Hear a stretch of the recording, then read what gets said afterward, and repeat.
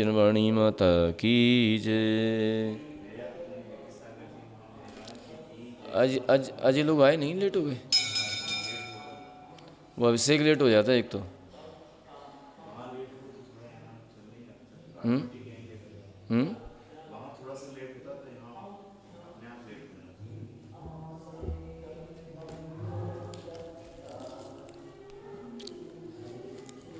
योग की चर्चा यहाँ पर चल रही थी।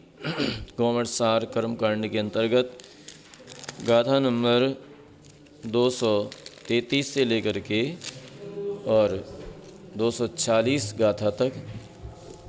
तो आगे चलते हैं, देखते हैं अल्प बहुत्व के माध्यम से कि किसका योग मंद होता है, किसका योग अधिक होता है। तो इस तरह से आज ये चर्चा अपन करेंगे। कल अपने हो गए थे बादर, सूक्ष्म बादर की चर्चा चली थी थोड़ी सी। सूक्ष्म बादर है ना, तो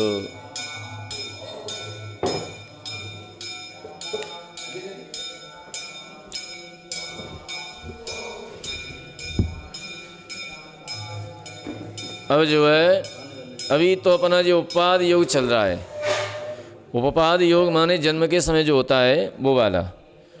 तो दो इंद्रिय निर्वृत्ति पर्याप्त का जघन्य उपाद योग असंख्यात गुणा हैं। किससे? बादर एक इंद्रिय निवृत्ति पर्याप्त का उत्कृष्ट उपाद योग असंख्यात गुणों से, माने बादर एक इंद्रिय निवृत्ति पर्याप्त से दो इंद्रिय लब्ध पर्याप्त का उत्कृष्ट योग उपाद योग स्थान असंख्यात गुणा हैं। और उससे भी तीन इंद्रिय लब्ध पर्याप्त का जघन्य उपपाद योग असंख्यात गुणा है। उससे माने तीन इंद्रिय से दो इंद्रिय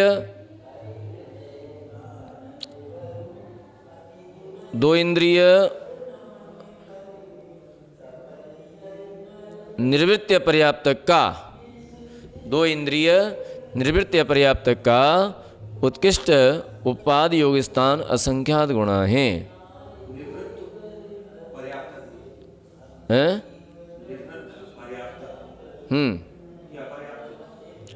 निर्वृत्ति पर्याप्तक, इसको पढ़ें। निर्वृत्ति पर्याप्तक का उत्कृष्ट उपाद योग स्थान असंख्यात गुणा हैं। उससे त्रिंद्रिय लब्ध पर्याप्तक का उत्कृष्ट उपाद योग स्थान असंख्यात गुणा हैं। उससे चतुरेंद्रिय लब्ध पर्याप्तक का जघन्य उपाद योग स्थान असंख्यात गुणा हैं। उससे त्रिंद्रिय निवृत्ति पर्याप्तक का उत्कृष्ट उपाद योग स्थान असंख्यात गुणा हैं। उससे चतुरेंद्रिय निवृत्ति पर्याप्तक का उत्कृष्ट उपाद योग स्थान असंख्यात गुणा हैं। और उससे चतुरेंद्रिय लब्ध पर्याप्तक का उत्कृष्ट उपाद योग स्थान असंख्यात गुणा हैं। लब्ध पर्याप्तक तो जो पर्याप्तियाँ पूर्ण नहीं करेगा, और निर्वृत्त पर्याप्तक जो है पर्याप्तियाँ पूर्ण करेगा।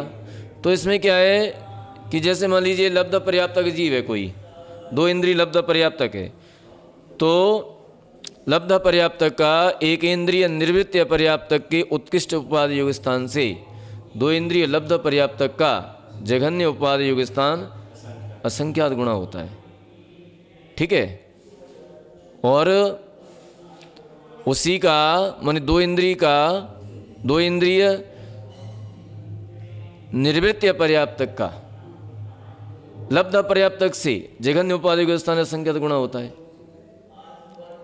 और उसी का माने निर्वृत्ति पर्याप्तक का जघन्य योग स्थान से लब्ध पर्याप्तक का उत्कृष्ट उपाद योग स्थान असंख्यात गुणा होता है। और उससे भी जो है फिर तीन इंद्रिय में आ जाता है। तीन इंद्रिय का लब्ध पर्याप्तक का उत्कृष्ट उपाद योग स्थान असंख्यात गुणा होता है। दो इंद्रिय निर्वृत्ति पर्याप्तक के जघन्य उपाद योग स्थान से। हाँ, तो इस तरह से इसका एक चार्ट बना लेंगे अपन। एक तरफ इन जीवों के नाम लिख लेंगे और इससे बढ़ता हुआ बनाया चार्ट हैं? अभी नहीं बनाया। इसको, इस चार्ट को अपन ऐसे बनाएंगे, देखो इधर तो अपन जीवों के नाम लिख लेंगे, मारगण, ठीक है। और इधर अपन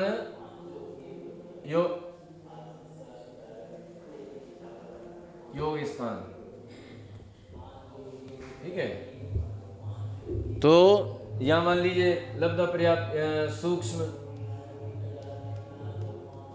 निगोद या लब्ध पर्याप्त, इसका सबसे कम है,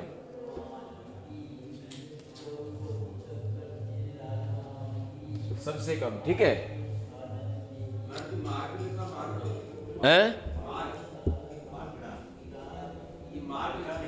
मारगणा,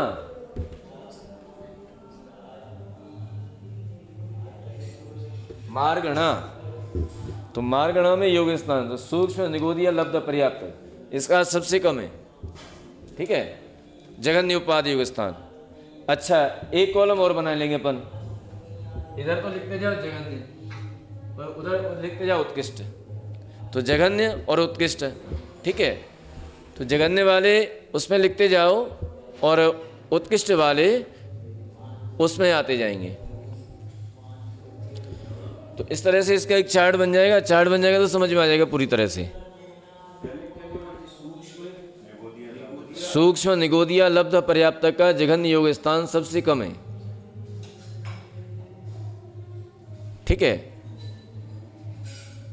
और फिर उसके बाद सूक्ष्म निगोदिया लब्ध पर्याप्त का सबसे कम है, और उसके बाद फिर जो है उससे सूक्ष्म एक निर्वृत्तीय पर्याप्त का, उसी माने सूक्ष्म निगोदियाई निर्वृत्तीय पर्याप्त का जघन्य उपाधि स्थान असंज्ञात गुण है उससे, है ना। फिर उससे भी उसी लब्ध पर्याप्त का उत्कृष्ट योग उपाधि योग स्थान, उससे असंज्ञात गुण है। और निर्वृत्तीय पर्याप्त का उसी में असंज्ञात गुण है, उत्कृष्ट। फिर उस निर्वृत्तीय पर्याप्तक से फिर बादर का जघन्य उपाधि योग स्थान असंज्ञात गुण है। तो इस तरह से ये क्रम चलता जाता है और आगे आगे। और इनमें अंतर कितना है, तो अंतर प्रत्येक में जगत श्रेणी का असंख्यत विभाग, ठीक है। जगत श्रेणी का असंख्यत विभाग अंतर पड़ता है। और सारे योग स्थान कितने हैं, वो भी सब जगत श्रेणी के असंख्यत विभाग हैं। उपाधि योग स्थान कितने हैं, जगत श्रेणी के असंख्यत विभाग हैं, ठीक है। एकांतानुवृत्ति योग स्थान कितने हैं, जगत श्रेणी के असंख्यत विभाग हैं। पारिणामिक योग स्थान कितने हैं, परिणामी योग स्थान वो भी जगत श्रेणी के असंख्यत विभाग हैं। सब जगत श्रेणी के असंख्यत विभाग हैं। और कुल टोटल वो भी जगत श्रेणी के असंख्यत विभाग हैं, क्योंकि जगत श्रेणी के असंख्यात विभाग के भी असंख्यात भेद हैं, ठीक है। ऐसा समझना चाहिए।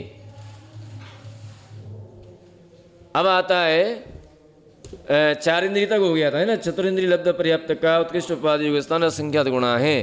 उसी चतुरिंद्रिय लब्ध पर्याप्त के उत्कृष्ट उपाधि योग स्थान की अपेक्षा असंगी पंचेंद्रिय लब्ध पर्याप्त का जघन्य उपाधि योग स्थान असंख्यात गुणा है। उससे चतुरिंद्रिय निर्वृत्तीय पर्याप्त का उत्कृष्ट उपाधि योग स्थान असंख्यात गुणा है। उससे असंगी पंचेंद्रिय निर्वृत्तीय पर्याप्त का जघन्य उपाधि योग स्थान असंख्यात गुणा है। उससे असंगी पंचेंद्रिय लब्ध पर्याप्त का उत्कृष्ट उपाधि योग स्थान असंख्यात गुणा है। उससे संगी पंचेंद्रिय संगी पंचेंद्रिय लब्ध पर्याप्त का जघन्य उपाधि योग स्थान असंख्यात गुणा है। उससे संगी पंचेंद्रिय निर्वृत्तीय पर्याप्त का उत्कृष्ट उपाधि योग स्थान असंख्यात गुणा है। उससे संगी पंचेंद्रिय निर्वृत्तीय पर्याप्त का उत्कृष्ट उपाधि योग स्थान असंख्यात गुणा है। उससे संगी पंचेंद्रिय लब्ध पर्याप्त का उत्कृष्ट उपाधि योग स्थान असंख्यात गुणा है। उससे सूक्ष्म एकेंद्रिय लब्ध पर्याप्त का जघन्य एकांतानुवृद्धि योग स्थान असंख्यात गुणा हैं। माने संगी पंचेंद्रिय निर्वृत्य पर्याप्तक के उत्कृष्ट उपपाद योग स्थान से लब्ध्य पर्याप्तक सूक्ष्म निगोदिया लब्ध पर्याप्तक का जघन्य एकांतानुवृद्धि योग स्थान असंख्यात गुणाएं। माने एकांतानुवृद्धि योग स्थान कितना बड़ा हो गया, वो भी किसका है, सूक्ष्म निगोदिया लब्ध पर्याप्तक का है ना। तो कितना डिफरेंस आ गया। हाँ, ये आप इसका एक चार्ट बना लो, ठीक है, आप लोग बना सकते हैं, बैठे बैठे घर में बना सकते हैं, इन लोगों ने भी बहुत काम रहता है। तो चार्ट बन जाएगा ना, तो चार्ट बनाएंगे तो बिल्कुल एकदम दिमाग में फिट हो जाएगा। तो इस तरह से अब एकांतानुवृत्ति योग स्थान चलेंगे, ठीक है। तो सूक्ष्म एकेंद्रिय लब्ध पर्याप्त के जघन्य एकांतानुवृत्ति योग से संगी पंचेंद्रिय निर्वृत्य पर्याप्तक का उत्कृष्ट उपपाद योग स्थान असंख्यात गुणा है। माने संगी पंचेंद्रिय निर्वृत्य पर्याप्तक का उत्कृष्ट उपपाद योग स्थान असंख्यात गुणा है। किससे, एकांतानुवृत्ति योग स्थान से, सूक्ष्म निगोदिया लब्ध पर्याप्तक के एक जघन्य एकांतानुवृत्ति योग स्थान से संगी पंचेंद्रिय निर्वृत्य पर्याप्तक का उत्कृष्ट उपपाद योग स्थान असंख्यात गुणा होता है। बनना है चार्ट, चालू हो गया, बन जाएगा। हाँ, दिखा दो सबको कैसे बनाया। हाँ, ये इन्होंने बनाया है, जघन्य उत्कृष्ट इधर नाम दे रहे हैं, ठीक है। ये इस तरह से इन्होंने बनाया है ना, दिखा दो।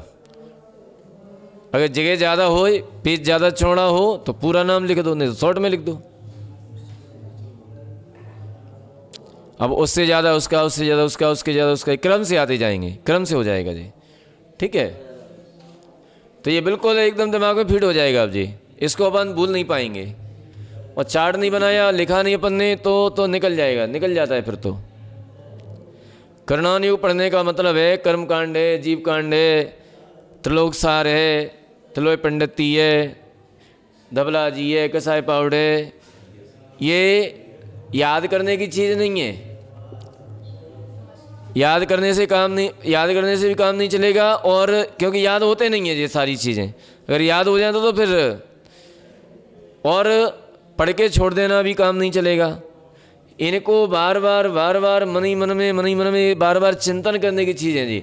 जितना चिंतन कर लेंगे, जितना अपन इन पर चिंतन करेंगे, उतनी ये फीड होती जाएंगी दिमाग में, और जब भी विषय निकलेगा तत्काल निकल करके आ जाएंगी और अपन बता सकेंगे दूसरे लोगों को। पीछे चार्ट बना हुआ है, यद्यपि ये चार्ट को देख लेंगे अपन, ये वाला चार्ट बना हुआ है जी, इसी का चार्ट है जी, ये चार्ट बना हुआ है ना। तो इस चार्ट को अपन देखेंगे और इसके माध्यम से भी अपन समझ सकते हैं, और लिख लेंगे अपन, कॉपी पे लिखेंगे तो फिर ज़्यादा समझ में आ जाएगा। हाँ, लिखने से याद होता है। ये इसकी आखिरी लाइन और इसकी शुरू की लाइन, इनने पहले ये कहा कि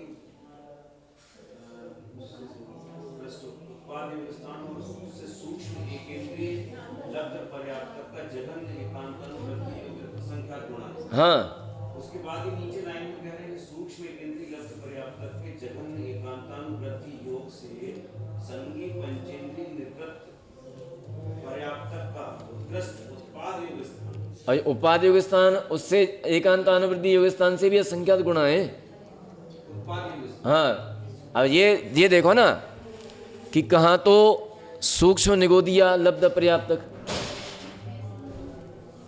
है ना, कहाँ तो सूक्ष्म निगोदिया एकेंद्रीय सूक्ष्म निगोदिया लब्ध पर्याप्तक, उसका जघन्य एकांतानुवृत्ति योग स्थान, और कहाँ पंचेंद्रिय का उत्कृष्ट योग स्थान, उपाद योग स्थान। कितना अंतर आ गया, ठीक है ना, इसलिए वो अंतर आ गया इतना।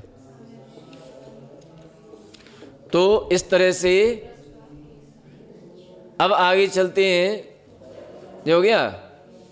तो संगी पंच निवृत्ति पर्याप्त का उत्कृष्ट उपाधि योग स्थान असंख्यात गुणा है।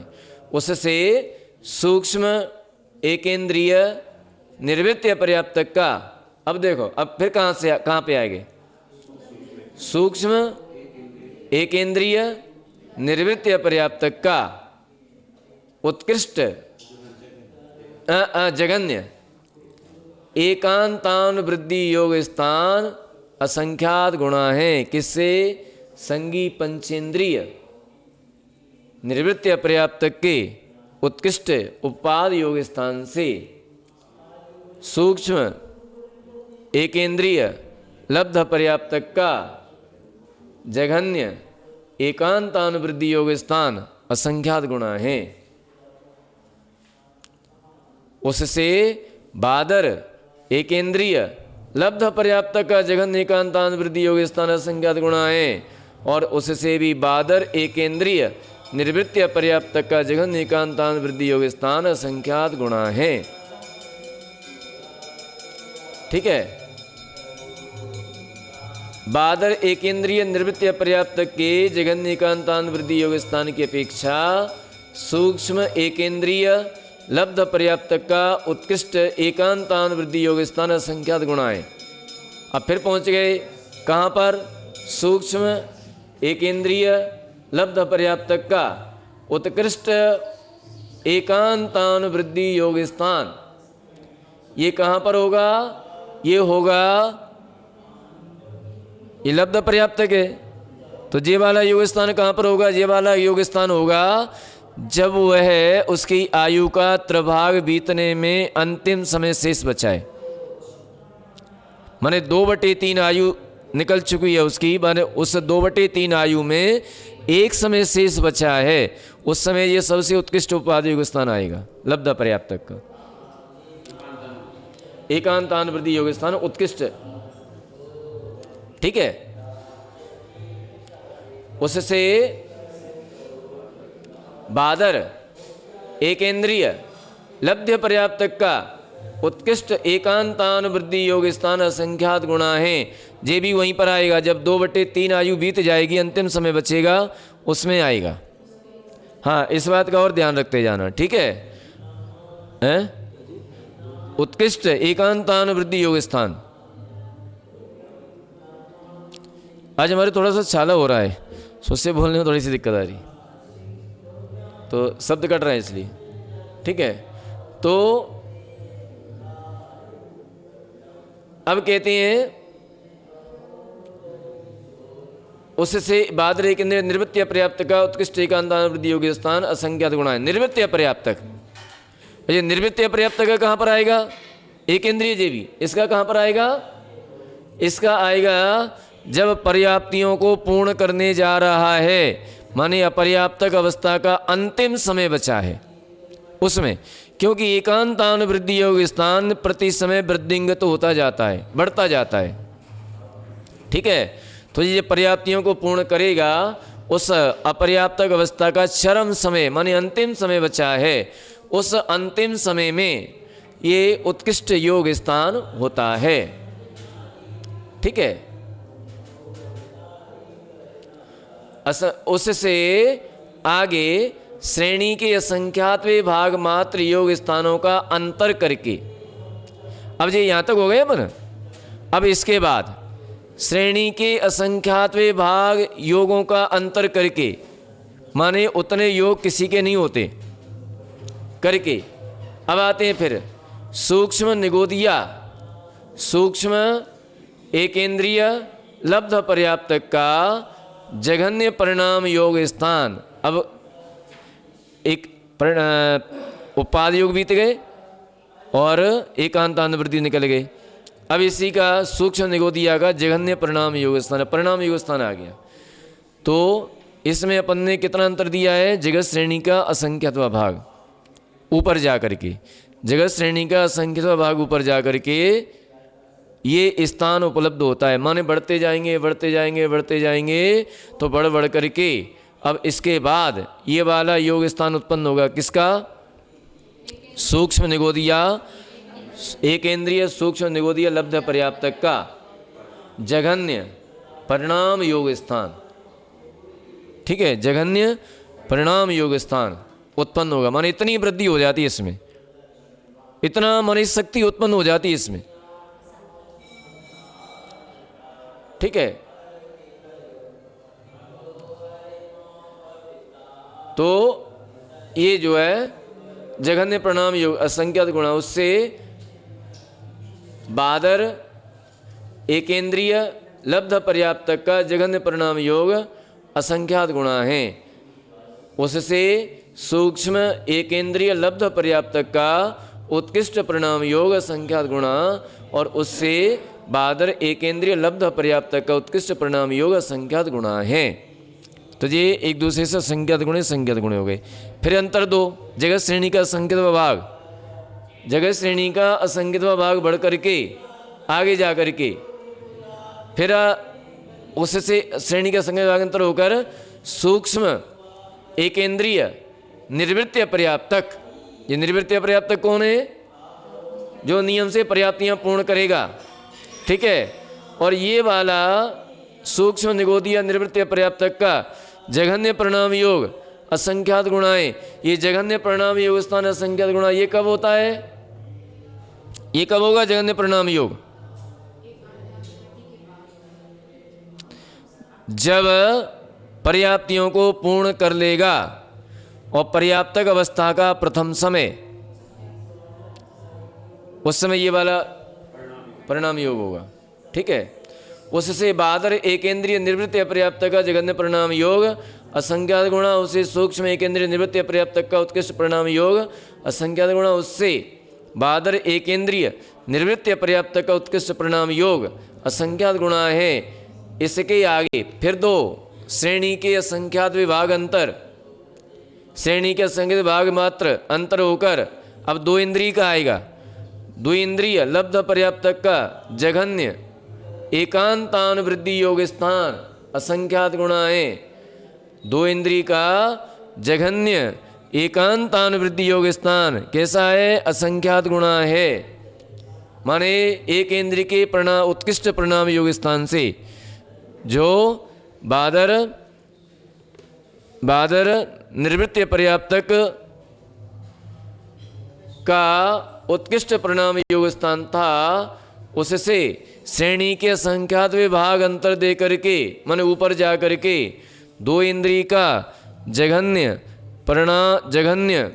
एकांतानुवृद्धि योग स्थान असंख्यात गुणा होता है।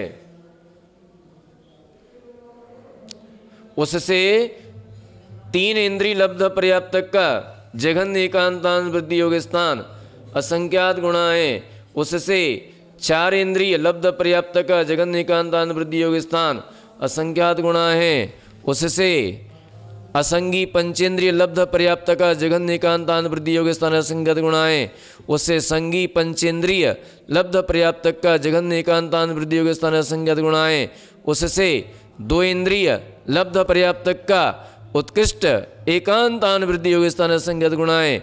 उससे तीन इंद्रिय का असंख्यात गुणा, उससे चार इंद्रिय का उत्कृष्ट एकांतानुवृद्धि योग स्थान असंख्यात गुणा है। उससे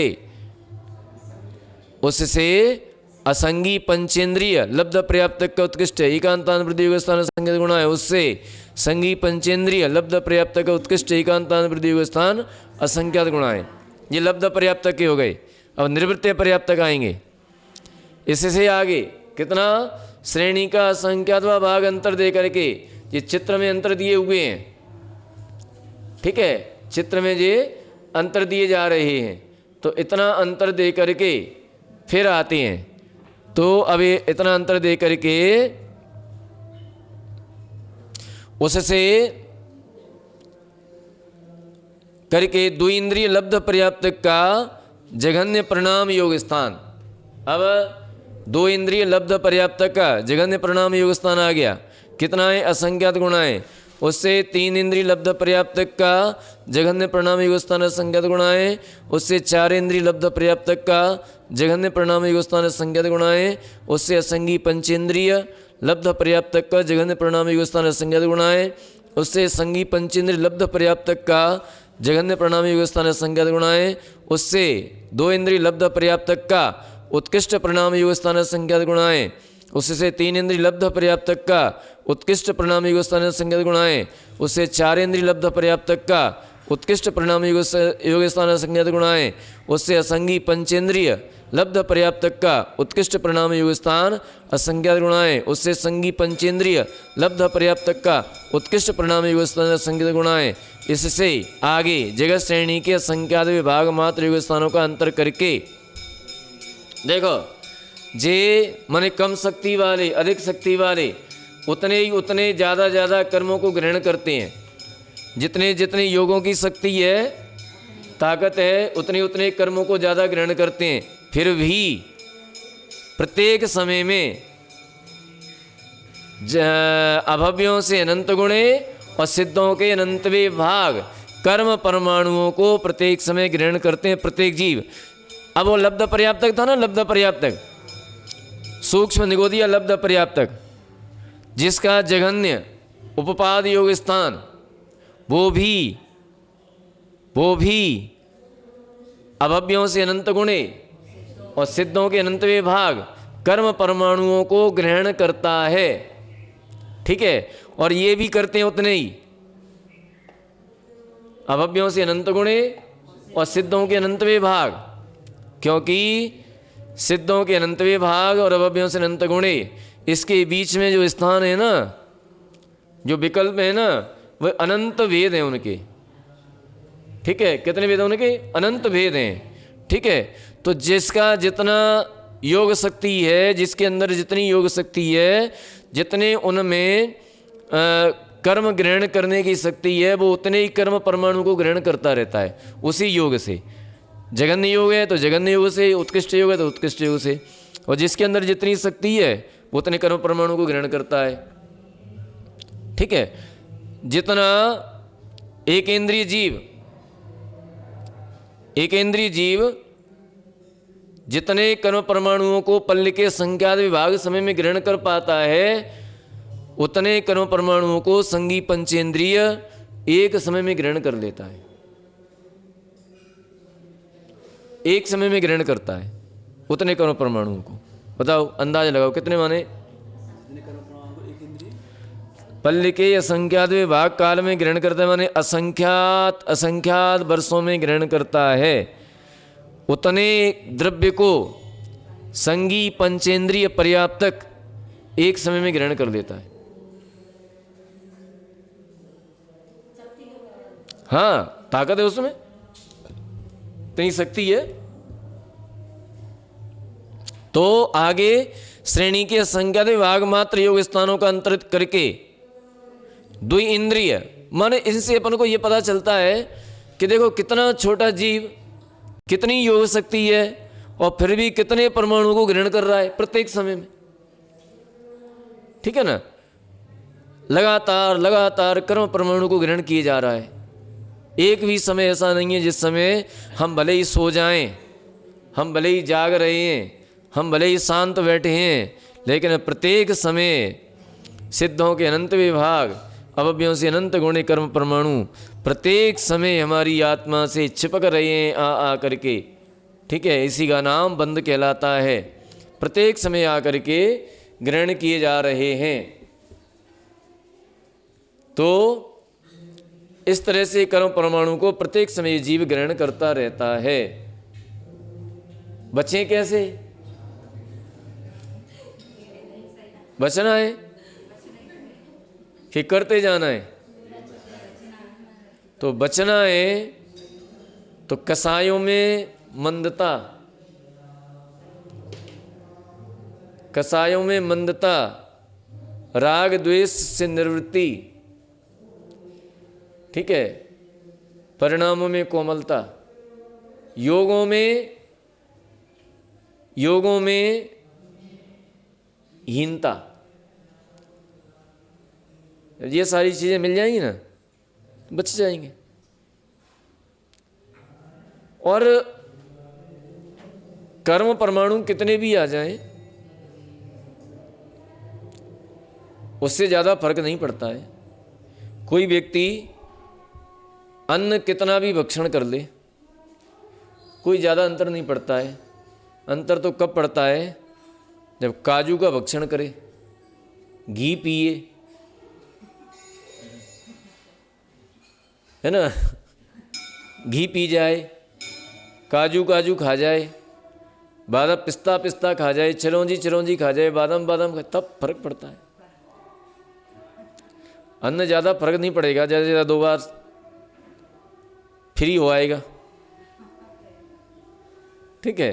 लेकिन तो इसी तरह से कर्म परमाणु कितने भी आ जाए उनसे कोई ज़्यादा फर्क नहीं पड़ता है। फर्क तो तब पड़ता है हमारी कसायों से, कसायों से फर्क पड़ता है, क्योंकि कसायों से उनके अंदर जो अनुभाग और स्थिति पड़ती है वो हमें कष्टकारी लगते हैं, वो कष्ट देते हैं। जो अनुभाग उसमें शक्ति पड़ जाती है, अनुभाग शक्ति पड़ जाती है, वो कष्टकारी है। तो सबसे पहले हम कसायों का समन करें, कसायों पर कंट्रोल करें, राग द्वेष पर कंट्रोल करें, क्योंकि चिकने पदार्थ हैं जी, पौष्टिक पदार्थ हैं जी, और पौष्टिक पदार्थ जितने जितने कम खाए जाएंगे तो अपच नहीं होगी, और जितने जितने पौष्टिक से ज़्यादा लिए, अगर शक्ति से ज़्यादा ले लिए तो अपच हो जाएगी, बीमार हो जाएंगे, ठीक है। और बिल्कुल निर्वृत्त होना है तो बिल्कुल इनको छोड़ दीजिए। अगर कोलेस्ट्रॉल बढ़ गया है, डायबिटीज बढ़ गई है तो छोड़ दीजिए, इनको त्याग कर दीजिए। अगर संसार से परेशान है,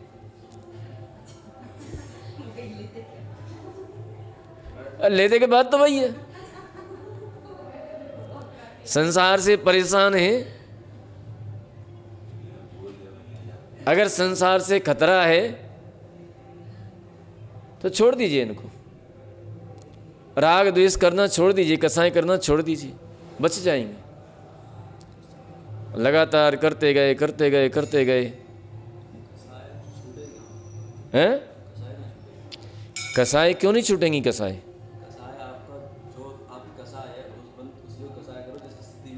हैं?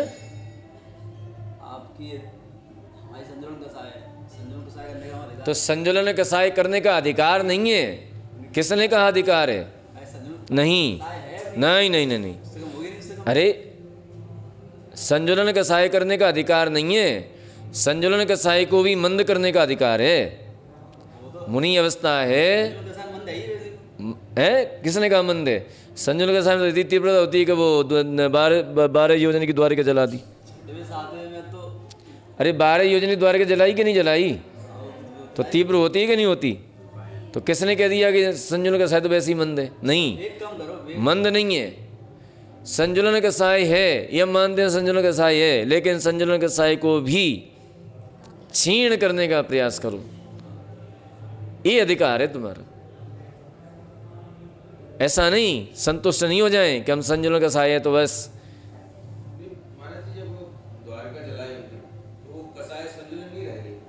संजुलन कसाई थी, 6वां गुरुस्थान था उनका, मुनि महाराज का। क्या है? 6वें गुरुस्थान में तेजस पुतला निकलता है। इसमें भी 2 मत हैं। एक मत से तो वो मृत्यु को प्राप्त होकर के अग्नि कुमार के देव बने थे, फिर वहाँ से आकर के उन्होंने द्वारिका को जलाया। और एक मत से तेजस पुतला निकला था, तेजस पुतला ने जलाया। तो कोई बात नहीं, कुछ भी हो, लेकिन 6वें गुरुस्थान में ही निकलता है तेजस पुतला। तेजस पुतला 2 प्रकार का होता है, एक तो शुभ होता है और एक अशुभ होता है। तो शुभ पुतला तो दाएं कंधे से निकलता है और वो 12 योजन तक सुभिक्ष फैलाता है। अगर दुर्भिक्ष फैला है तो सुभिक्ष फैलाता है। कोई दुखी है, कोई प्राणी परेशान है तो उनको सुख शांति प्रदान करता है, और फिर आकर के वो पुतला उसी शरीर में प्रवेश कर जाता है। और जो अशुभ तेजस होता है वो बिलाव के आकार का लाल कलर का धधकता हुआ, सिंदूरी कलर का धधकता हुआ जाता है और उस स्थान को भस्म कर देता है, और आकर के उन मुनि महाराज को भी भस्म कर देता है। हाँ, उनको भी भस्म कर देता है। तो इस तरह से उसकी स्थिति बनती है, ठीक है। लेकिन वो 6वें गुरुस्थान में निकलता है। तो संजुलन कसाई है ना 6वें गुरुस्थान में, तो संजुलन कसाय में भी इतनी तीव्रता हो सकती है। इसलिए संजुलन कसाय करने के लिए नहीं, संजुलन कसाय को नष्ट करने का प्रयास करो। संतुष्टि नहीं, हमने इतना पढ़ लिया, अरे अब ठीक है अब नहीं पढ़ना, नहीं नहीं नहीं अभी नहीं, और पढ़ो और पढ़ो। कितना पढ़ो? जब तक पढ़ो तब तक केवल ज्ञान ना हो जाए। ठीक है, कितना ज्ञान अर्जन करें? जब तक केवल ज्ञान ना हो जाए। केवल ज्ञान हो जाए बस, अब कुछ नहीं करना, हो गया काम। अब मत पढ़ो, अब पढ़ने की आवश्यकता ही नहीं है। तो केवल ज्ञान नहीं हो जाए तब तक संतुष्ट नहीं होना। जब तक सारे कर्म क्षय नहीं हो जाएं तब तक संतुष्ट नहीं होना। और कर्म क्षय हो जाएं बस तो अपने आप संतुष्ट है, होने की आवश्यकता नहीं है, ऐसा। ठीक है ना। तो आगे श्रेणी के संज्ञित विभाग मात्र योग स्थानों का अंतर करके दो इंद्रिय निवृत्ति अपर्याप्त का जघन्य एकांतान वृद्धि असंख्या योग असंख्यात गुणा, उससे त्रिंद्रिय निवृत्ति अपर्याप्त का जघन्य एकांतान वृद्धि योग असंख्यात गुणा, उससे चतुरेंद्रिय निवृत्ति अपर्याप्त का जघन्य एकांतान वृद्धि योग असंख्यात गुणा, उससे असंगी पंचेंद्रिय निवृत्ति अपर्याप्त का जघन्य एकांतान वृद्धि योग असंख्यात गुणाएं, उससे संगी पंचेंद्रिय निवृत्ति अपर्याप्त का जघन्य एकांतान वृद्धि योग असंख्यात गुणा, उससे दो इंद्रिय निवृत्ति अपर्याप्त का उत्कृष्ट एकांतान वृद्धि योग असंख्यात गुणा, उससे तीन इंद्रिय निवृत्ति अपर्याप्त का उत्कृष्ट एकांतान वृद्धि योग असंख्यात गुणा, उससे चतुरेंद्रिय निवृत्ति अपर्याप्त का उत्कृष्ट एकांतान वृद्धि योग असंख्यात गुणा है, उससे असंगी पंचेंद्रिय निवृत्ति अपर्याप्त का उत्कृष्ट एकांतान वृद्धि योग असंख्यात गुणा है, उससे संगी पंचेंद्रिय निवृत्ति अपर्याप्त का उत्कृष्ट एकांतान वृद्धि योग स्थान असंख्यात गुणा है। इससे आगे फिर जगत श्रेणी के संख्यात विभाग अंतर दे करके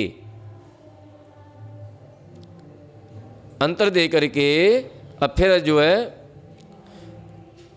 दो इंद्रिय निवृत्ति अपर्याप्त का जघन्य परिणाम योग असंख्यात गुणा, उसे तीन इंद्रिय निवृत्ति अपर्याप्त का जघन्य परिणाम योग असंख्यात गुणाएं, उससे चतुरेंद्रिय निवृत्ति अपर्याप्त का जघन्य परिणाम योग असंख्यात गुणाएं, उससे संगी पंचेंद्रिय निवृत्ति अपर्याप्त का जघन्य परिणाम योग असंख्यात गुणाएं, उससे संगी पंचेंद्रिय निवृत्ति अपर्याप्त का जघन्य परिणाम योग असंख्यात गुणा है, उससे दो इंद्रिय निवृत्ति अपर्याप्त का उत्कृष्ट परिणाम योग असंख्यात गुणा, उससे तीन इंद्रिय निवृत्ति अपर्याप्त का उत्कृष्ट परिणाम योग असंख्यात गुणा, उससे चार इंद्रिय निवृत्ति अपर्याप्त का उत्कृष्ट परिणाम योग असंख्यात गुणा, उससे असंगी पंचेंद्रिय निवृत्ति अपर्याप्त का उत्कृष्ट परिणाम योग असंख्यात गुणा है, उससे संगी पंचेंद्रिय निवृत्ति अपर्याप्त का उत्कृष्ट परिणाम योग असंख्यात गुणा होता है।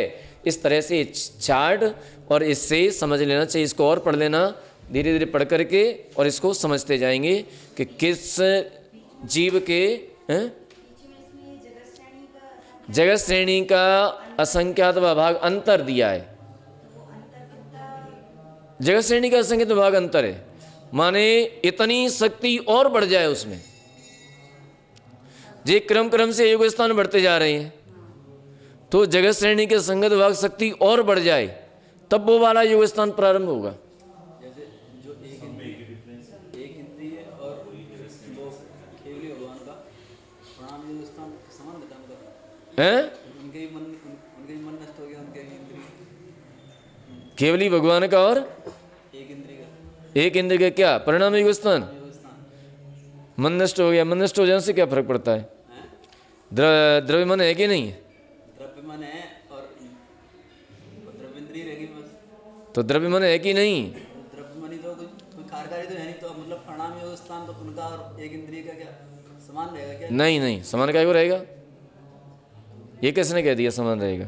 पूछ रहा हूँ। पूरा अंतर निकालो और अंतर निकाल के समझ में आ जाएगा। पंचेंद्रिय का कितना है, संगी पंचेंद्रिय पर्याप्त का कितना है? आपने कहा एक इंद्रिय का जितना प्रणाम योग स्थान जितने कर्म ग्रहण करता है, हाँ लेकिन संख्या के भाग में हाँ, उतने को हम संगी पंचेंद्रिय एक समय ग्रहण कर लेते हैं। और वो कितने कर रहे हैं एक समय में? वो कितने करते हैं? वो इतनी कर रहे हैं जितने हम कर रहे हैं। जितने हम कर रहे हैं। हाँ, वो भी तो उतना ही कर रहे हैं जितने हम कर रहे हैं। बस अंतर इतना है कि उनका स्थिति और अनुभाग बंद नहीं पड़ता है। आया निकल गया, आया निकल गया, आया निकल गया, बस। ईर्यापदाश्र, कर तो उतना ही ना अनुवाद। हाँ, वो भी अवयवों से अनंत गुणे और सिद्धों के अनंत विभाग। और जो एक इंद्रिय करता है उनका भी नहीं रहता है। परमाणु को ग्रहण कर रहे हैं, एक इंद्रिय भी सिद्धों के अनंत विभाग अवयवों से अनंत गुणा ग्रहण कर रहा है। लेकिन हमने अभी बताया था कि उसमें कितने विकल्प हैं, अनंत विकल्प हैं। अब जिसमें जितनी योग शक्ति है उस योग शक्ति के अनुसार उतने उतने पुद्गल परमाणु को ग्रहण कर रहा है। किसी में बहुत मंद है, जघन्य है, वो जघन्य रूप से ग्रहण कर रहा है। उत्कृष्ट है, उत्कृष्ट रूप से ग्रहण कर रहा है। उत्कृष्ट के भी बहुत सारे विकल्प हैं, एक इंद्रिय के अलग हैं, निर्वृत्य पर्याप्त के अलग हैं, लब्ध पर्याप्त के अलग हैं, दो इंद्रिय के अलग हैं, लब्ध पर्याप्त के अलग हैं, है ना। तो इस तरह से बहुत सारे विकल्प रहते हैं। तो उन विकल्पों के अनुसार ये जीव प्रत्येक समय इतने कर्मों को ग्रहण करता रहता है। आज अपना समय समाप्त होता है, कल अपन और आगे का विषय देखेंगे और आगे आएगा और इसको समझने का प्रयास करेंगे, ठीक है ना। बस इनका चार्ट बना लीजिए आप और इसको 2-3 बार पढ़ लो, तो 2-3 बार पढ़ लेंगे अपने आप समझ में आ जाएगा। ये ज़्यादा टिपिकल नहीं है वैसे, है ना। बोले महावीर भगवान की